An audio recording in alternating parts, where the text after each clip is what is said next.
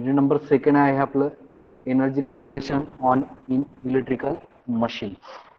जे काही इंडस्ट्रीमध्ये असेल, ॲग्रिकल्चर असेल, डोमेस्टिक असेल, हे सर्व जे काही कंझ्युमर आहे ते कंझ्युमर जे काही इलेक्ट्रिकल अप्लायन्सेस आपण जे यूज करतो, इलेक्ट्रिकल मशीन ज्या यूज करतो, इंडक्शन मोटर असेल, ठीक आहे, एअर कंडिशनर असेल, देन ट्रान्सफॉर्मर असेल, हे सर्व जे इक्विपमेंट आहे त्यामध्ये एनर्जी कन्झर्वेशन हा जो पार्ट आहे तो इम्पॉर्टंट रोल आहे.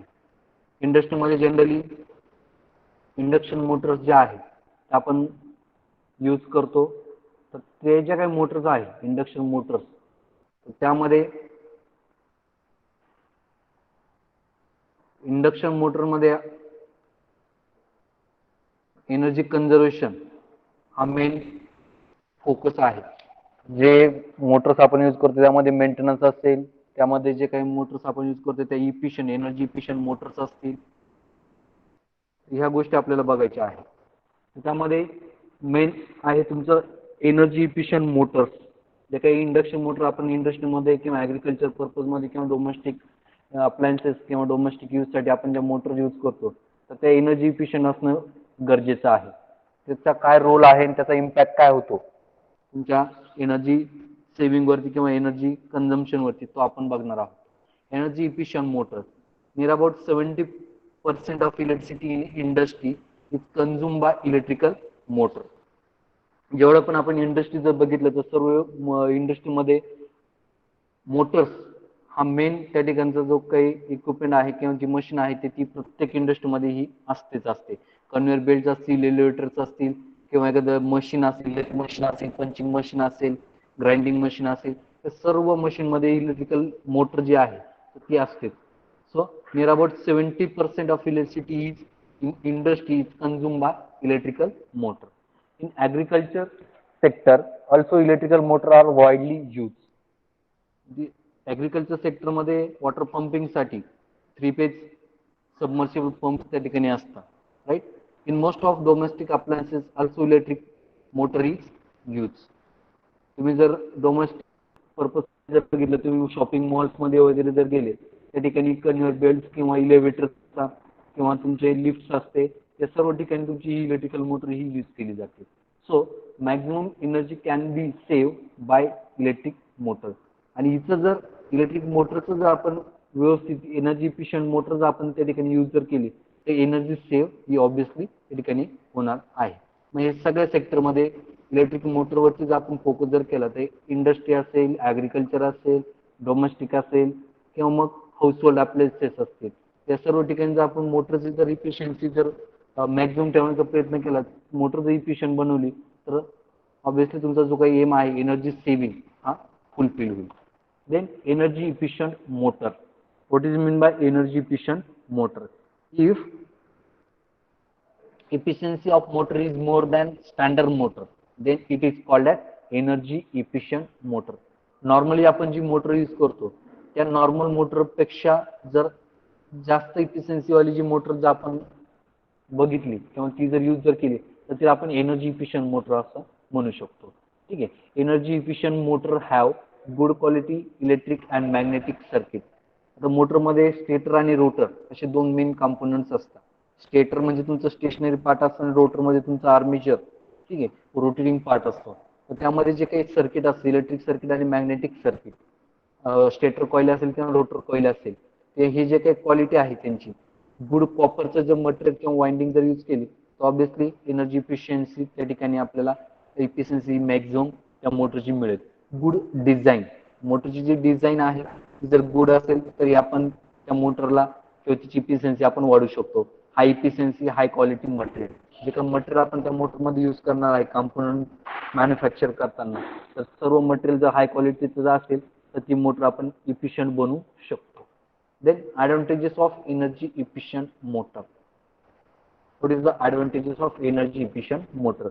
अशा पद्धतीची मोटर जर आपण यूज केली, एनर्जी इफिशियंट मोटर जर आपण यूज केली, हाय क्वालिटी मटेरियलची किंवा ओव्हरऑल इफिशियन्सी त्या मोटरची चांगली असेल नॉर्मल मोटरपेक्षा, तर ह्या मोटरचे ॲडव्हान्टेजेस काय काय आहे? Less power loss due to high efficiency. Obviously efficiency एकदा कंपोनंटची काही इक्विपमेंटचे जे जास्त असेल तर त्याचे लॉसेस जे आहे ते कमी असणार आहे. ठीक आहे. So less power loss due to high efficiency. Motor मधले कुठकुठले लॉसेस असतात? कॉपर लॉसेस असतील, आयर्न लॉसेस असतील, वाइंडिंग लॉसेस असतील. तर हे लॉसेस आपण रिड्यूस केले तर त्या मोटरची इफिशियन्सी ही इन्क्रीज होईल. कारण की इफिशियन्सीचा फॉर्म्युला काय सांगतो? Output power upon input power, right? Output power upon input power, then output power upon input power plus losses. ठीक आहे. सो तुमचे लॉसेस सुद्धा त्या आउटपुट पॉवर मध्ये इन्क्लूड होतील. जेवढे जास्त लॉसेस तेवढी इफिशियन्सी कमी, जेवढे लॉसेस कमी तेवढी इफिशियन्सी जास्त. So we can improve the motor efficiency by reducing the losses. Clear? Then next point is improve power factor. जर मोटर एनर्जी इफिशियंट मोटर जर असेल तर तिचा जो पॉवर फॅक्टर आहे, पॉवर फॅक्टर म्हणजे तुम्हाला माहिती आहे की करंट आणि व्होल्टेज या दोघांचा जो काही फेज अँगल असतो त्यांचा दोघांचा जर अँगल जर घेतला, फेजर अँगल जर आपण फाइंड आउट करतो आपण पॉवर फॅक्टर म्हणतो. So it improve the power factor. Heating obviously losses जर कमी असणार आहे तर मोटरची जी हिटिंग आहे तर ती कमी होईल. आणि हिटिंग कशामुळे वाढते? आयर्न लॉसेस जर इन्क्रीज झाले तर त्यामुळे तुमची मोटर हिट होण्याचं प्रमाण हे वाढतं, राईट? So less heating, then less variation in efficiency with variation in load. जर लोड आपण व्हॅरी जर केला, लोड जर वाढवला किंवा कमी जर केला तर त्याची जी इफिशियन्सी आहे तर ती जास्त फरक नाही पडणार. ठीक आहे. कोणत्या मोटरमध्ये? एनर्जी इफिशियंट मोटरमध्ये. नॉईस सुद्धा हा कमी असणार आहे, फ्रिक्शन कमी, फ्रिक्शन लॉसेस सुद्धा कमी असणार आहे. So noise is less. Then they can sustain overload. जर त्या मोटरवरती आपण जर लोड दिला तर तो जो लोड आहे, ओव्हर लोड आपण त्याला म्हणतो, तो लोड सुद्धा ती एनर्जी इफिशियंट मोटर ही सस्टेन करते. This is the advantages of energy efficient motor, right? Then steps to improve efficiency of motor. Which factor we have to consider when improving the efficiency of motor? To improve motor efficiency, one can change in stator winding, rotor winding, core losses, winding losses. Efficiency आपण ही improve कशी करू शकतो? जर मोटरची stator winding, rotor winding तुम्हाला मागे सांगितलं, जर प्युअर कॉपरची आपण जर वाइंडिंग त्या ठिकाणी जर यूज केली तर मोटरची जे काही लॉसेस आहे किंवा इफिशियन्सी आहे ती आपण इम्प्रूव्ह करू शकतो. कोर लॉसेस, लॉसेसचं पण तुम्हाला टाईप सांगितले कुठकुठले लॉसेस असतात, iron losses, core losses, windage losses, friction losses. तर हे लॉसेस आपण रिड्यूस केले तर मोटरची आपण इफिशियन्सी सुद्धा इन्क्रीज करू शकतो. कोर लॉसेस आणि windage losses. So steps to improve efficiency of motor, which factor we have to consider? Stator winding, rotor winding, core losses and windage losses. Then opportunity of energy conservation while using motor. कुठकुठल्या जे काही opportunity आहे ते आपल्याला भेटू शकता while using motor. Use proper size motor. आपल्याला जेवढ्या motor maximum रेटिंगची मोटरची गरज आहे, आवश्यकता आहे तेवढ्याच साईजची मोटर आपण घेणं गरजेचं आहे. Improve drive transmission efficiency. जेवढी जास्त आपल्याला इफिशियन्सी मोटरची वाढवता येईल तेवढी आपण इफिशियन्सी वाढवू. Improve motor operating system. Improve motor operating system. Stop redundant motor. Use energy efficient motor. हे सर्व जे फॅक्टर आपण जर कन्सिडर केले तर आपण जे काही एनर्जी कन्झर्वेशन जे आहे मोटर मधलं ते आपण इझिली करू शकतो. ठीक आहे. So use proper size of motor, improve drive transmission efficiency, improve motor operating system, stop redundant motor, use energy efficient motor, right? Then next one is a energy conservation using soft starter. स्टार्टरचं function काय हे तुम्हाला मी last लेक्चरला सांगितलं होतं, परत एकदा explain करतो. At the time of starting ज्यावेळेस इंडक्शन मोटर स्टार्ट होते तर अशा कंडिशनला तुमची जे काही मोटर आहे ती हाय करंट ड्रॉ करते सप्लायकडनं. काय करते? हाय करंट ड्रॉ करते सप्लायकडनं. सो तो जो काही स्टार्टिंग करंट आहे त्याला आपण स्टार्टिंग करंट म्हणतो. तो स्टार्टिंग करंट जो लिमिट करण्यासाठी आपण हे स्टार्टर यूज करतो. स्टार्टरचं फंक्शनच आहे to limit the starting current. हा त्याचा मेन एम आहे, स्टार्टरचा मेन फंक्शन आहे. आणि सेकंड एम आहे की मोटर स्टार्ट ऑन आणि ऑफ करण्यासाठी आपण स्टार्टर त्या ठिकाणी यूज करतो. सो मेन एम कळालाय. At the time of starting the motor have draw maximum or more current from supply. So by using starter we can control the starting current, right? So soft starter is used when to limit starting current in case of motor is needed to make on off again and again. ज्यावेळेस motor आपल्याला on आणि of करावं लागते वेळोवेळी, अशा केसमध्ये आपण हे सॉफ्ट स्टार्टर यूज करणं गरजेचं आहे. स्टार्टरचे डिफरंट टाइप्स आहेत. Three phase induction motor according to the supply. AC मोटरसाठी आणि डीसी मोटरसाठी डिफरंट टाइप्स ऑफ स्टार्टर आपण यूज करत असतो. नाव तुम्ही ऐकलं नसेल तर मी सांगतोय. Dual starter, direct online starter. हे जे स्टार्टर आहे ते आपण मिनिमम एचपी रेटिंग म्हणजे 5 HP पेक्षा कमी एचपी रेटिंगच्या मोटर्स आहेत. 5 HP पेक्षा कमी रेटिंगच्या मोटरसाठी आपण हे स्टार्टर यूज करतो, right. Then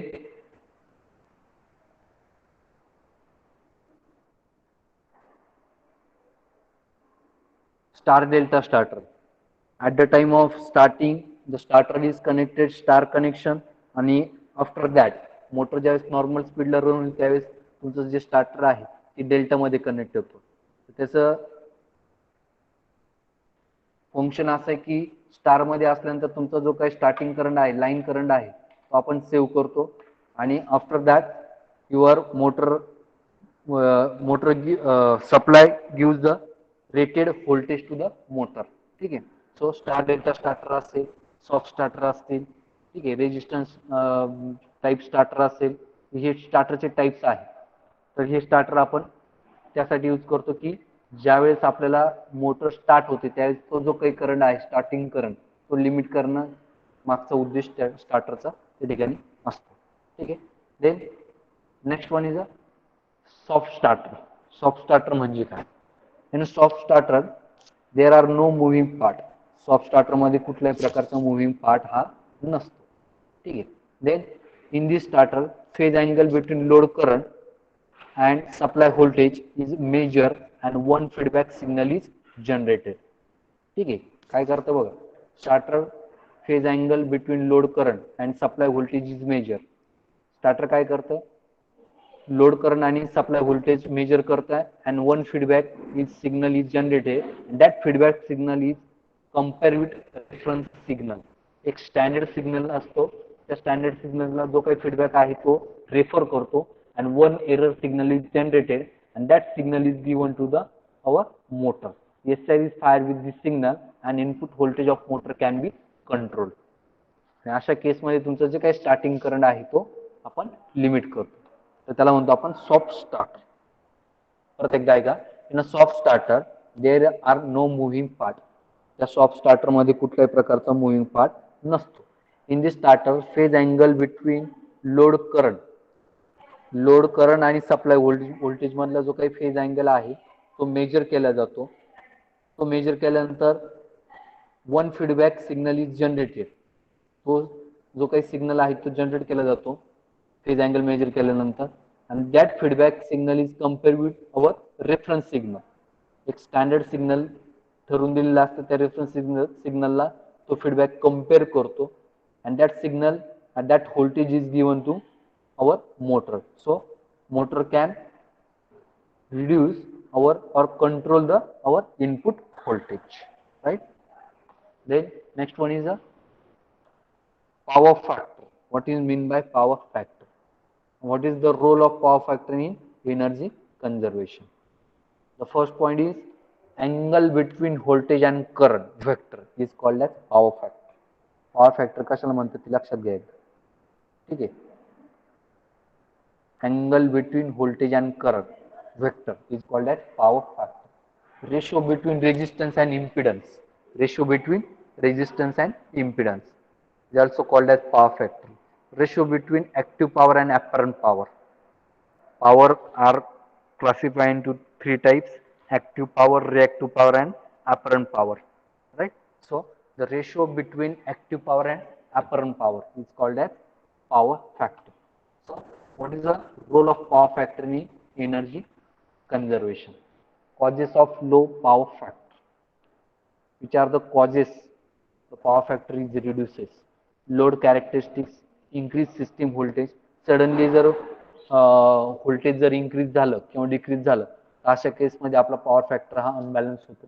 improper maintenance of मोटरचा जर मेंटेनन्स प्रॉपर नसेल अशा केसमध्ये सुद्धा आपला पॉवर फॅक्टर हा लो होतो. Over heating of equipment, overload जर दिला आपण मोटरवरती किंवा इनप्रॉपर मेंटेनन्स असेल किंवा वाइंडिंग स्टेटर वाइंडिंग किंवा रोटर वाइंडिंगची डिझाईन इम्प्रॉपर असेल अशा केसमध्ये ओव्हर हिटिंग होण्याचे चान्सेस आहे. त्यामुळे पॉवर फॅक्टर हा लो होतो. ठीक आहे. Next one is the disadvantages of low power factor. Due to low power factor more kVA is required. More kVA is required, kilovolt ampere, for the same power, and so equipment must be designed for more kVA. ठीक आहे. Low power factor जर राहिला तर हे disadvantage आपल्याला बघायला भेटतं. Low power factor मुळे काय होतं, सेम पॉवर इक्विपमेंट, सेम पॉवरचं जर इक्विपमेंट बनवायचं असेल तर ते इक्विपमेंट आपल्याला मोर केव्हीएचं डिझाईन करावं लागतं. With a low power factor, current get increases, so cable or line used to supply power should be high.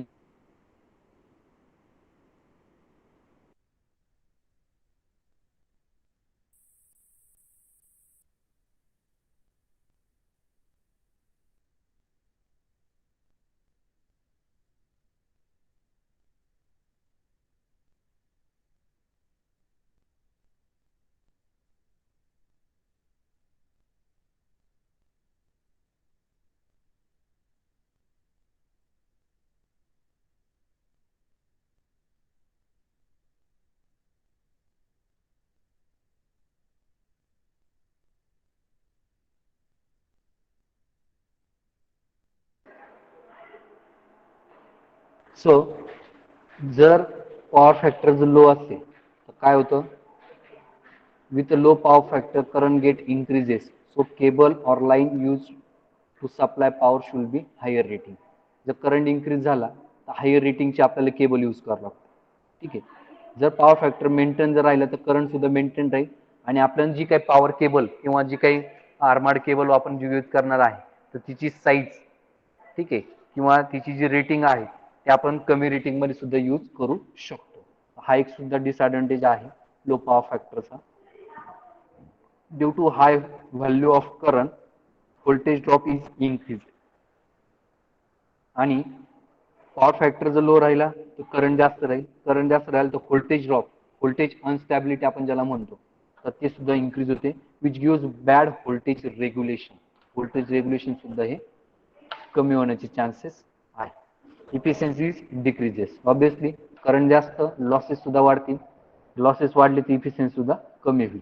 If plant operated on low power factor they have to pay penalty. Power factor हा maintain करावा लागतो. कुठली पण industry असेल, कुठलं पण sector असेल, कुठलं पण ऑपरेटर असेल, प्लांट असेल तर त्या प्लांटमध्ये पॉवर फॅक्टर हा मेंटेन करणं गरजेचं आहे. आणि अशा केसमध्ये जर पॉवर फॅक्टर मेंटेन नाही राहिला, जर पॉवर फॅक्टर जर लो झाला तर त्या प्लांटला पेनल्टी सुद्धा भरावी लागू शकते. ठीक आहे. This is the disadvantage of low power factor. Next one is the advantages of power factor improvement. Advantages of power factor improvement. जर पॉवर फॅक्टर आपण इम्प्रूव्ह जर केला तर कुठकुठले ऍडव्हान्टेजेस आहेत. Less KVA rating equipment is required, so cost is reduce. मग सांगितलं जर पॉवर फॅक्टर जर रिड्यूस झाला तर आपल्याला जे काही इक्विपमेंट आपण डिझाईन करतो त्यांची केव्हीए रेटिंग ही वाढवावी लागेल. केव्हीए रेटिंग वाढवायची म्हणजे तर जी काही मॅन्युफॅक्चरिंग कॉस्ट आहे मोटरची ती सुद्धा वाढेल. So less KVA rating equipment is required, so cost is reduced. Cable size get reduced due to low value of current, so cost of cable is also reduced. तुमचे जे काही केबलचे जे डायमीटर आहे त्या केबलचे डायमीटर जे आहे ते कशावरती डिपेंड असतं, तुमच्या करंट रेटिंगवर. So cable size get reduce due to low value of current. Current जर व्हॅल्यू जर कमी असेल तर केबलचं डायमीटर त्याची जी साईज ती कमी होईल आणि ऑब्विसली त्या केबल बनवण्यासाठी मॅन्युफॅक्चर करण्यासाठी लागणारे जे मटेरियल आहे ते सुद्धा कमी लागेल. So cable size get reduces. Voltage drop is decreases and we will get voltage regulation. We will get good voltage regulation, less heating, high efficiency. ठीक आहे, तर हे ॲडव्हान्टेजेस आहे पॉवर फॅक्टर इम्प्रुव्हमेंटचे. Then method of power factor improvement. आता हे जे काही मेथड्स आहेत, there are various method to use for power factor improvement. Energy efficient motor use करायची, फेजर ॲडव्हान्सर यूज करायचं, कॅपॅसिटर बूस्टर कशासाठी यूज करतो आपण? पॉवर फॅक्टर इम्प्रुव्हमेंटसाठी. सिंक्रोनाइज कंडेन्सर यूज करायचं, स्टॅटिक कॅपॅसिटर यूज करायचं. त्यामुळे आपण पॉवर फॅक्टर, या मेथडने आपण पॉवर फॅक्टर इम्प्रूव्ह करू शकतो. हे जे मेथड आहे हे आपण या नेक्स्ट लेक्चरला बघू. आता जेवढं पार्ट झालंय तो परत आपण एकदा रिव्ह्यू करू. फर्स्ट पॉईंट आपण बघितलं होता, energy efficient motor. Near about 70% of electricity in industry is consumed by electric motor. In agriculture sector, also electric motor are widely used. Agriculture sector मध्ये कुठे कुठे मोटर यूज होते तुम्हाला मी सांगितलं. सबमर्सिबल पंप्स असतील, वॉटर पंपिंग साठी, त्या ठिकाणी सुद्धा आपण ही मोटर यूज करतो. Then in most of domestic appliances also electric motor are used. So maximum energy can be saved by electric motor. आपल्याला जर एनर्जी सेव्ह करायची असेल तर इलेक्ट्रिकल मोटर जर आपण इफिशियंट जर केली तर आपण मॅक्झिमम एनर्जी ही सेव्ह करू शकतो. Then energy efficient motor. What is my energy efficient motor? If efficiency of motor is more than standard motor, if efficiency of motor is more than standard motor, then it is called as efficient motor. Energy efficient motor have good quality electric and magnetic circuit, good design, high efficiency, high quality material are required for making a energy efficient motor, right? Then next one is a advantages of energy efficient motor. Less power loss due to high efficiency. What is the advantages of energy efficient motor? Less power loss due to high efficiency. Improve power factor. Power factor सुद्धा improve होतो. Less heating. Less variation in efficiency with variation in load. Noise सुद्धा reduce होतो. They can sustain overload. ठीक आहे, हे advantages आहे energy efficient motor use करण्याची. Next one is a steps to improve efficiency of motor. To improve motor efficiency, one can change in stator winding, rotor winding, core losses and windage losses. हे जर proper maintain जर केले, proper design जर stator winding loss, तर आपण energy efficiency मोठी design करू शकतो किंवा एनर्जी सेव्हिंग ही करू शकतो. Next one is opportunity of energy conservation while using motor. Use proper size of motor, improper drive efficiency, improve motor operating system, stop redundant motor, use energy efficient motor. Next one is a energy conservation using stop starter. स्टार्टरचं function काय तुम्हाला सांगितलं. ठीक आहे, त्यामध्ये तुमचं soft starter काय use करतो आपण? Soft starter use when to limit starting current. ठीक आहे, स्टार्टिंग करंट लिमिट करण्यासाठी आपण हे सॉफ्ट स्टार्टर यूज करतो. In case of motor is needed to make on off again and again. जर आपल्याला मोटर ही ऑन आणि ऑफ जर परत परत करण्याची गरज पडत असेल, अशा केसमध्ये सॉफ्ट स्टार्टर आपण यूज करतो. If jerk is produce at starting due to step voltage. Then what is meant by stop starter? Soft starter. In soft starter, there are no moving part, right? In this starter, phase angle between load current and supply voltage is measured, and one feedback signal is generated. And that feedback signal is compared with our standard or reference signal, and one error signal is generated, and that signal SCI is fired with this signal, and input voltage of motor can be controlled. आपला main M काय आहे? Input voltage जे आहे मोटरचं ते आपल्याला control करायचं आहे, तर ते बाय युजिंग आपण स्टार्टर कंट्रोल करतो. Then power factor. What is mean by power factor? Angle between voltage and current vector. The angle between voltage and current vector is called as power factor. Then the ratio between resistance and impedance. The ratio between resistance and impedance is also called as power factor. The ratio between active power and apparent power is also called as power factor, right? Then next one is the causes of low power factor. Load characteristics, increase in system voltage, improve maintenance of motor, overheating of equipment. Due to low power factor, these causes are happen. Load characteristics आहे ती disturb होते, increase in system voltage, improper maintenance of motor, overheating of equipment. ठीक. Then the next one is the disadvantages of low power factor. Due to low power factor, more kVA is required for same power, and so equipment must be designed for more kVA. With a low power factor, current get increases, so cable or line used to supply power should be higher rating. Due to higher value of current, voltage drop is increases, which give bad voltage regulation. Efficiency is also decreases. If plant operate on low power factor, they have to pay penalty. Okay. Next one is the advantages of power factor improvement. Less kVA rating equipment required, cable size reduce होते, voltage drop decrease होतो, and we will get better voltage regulation, less heating आणि higher efficiency.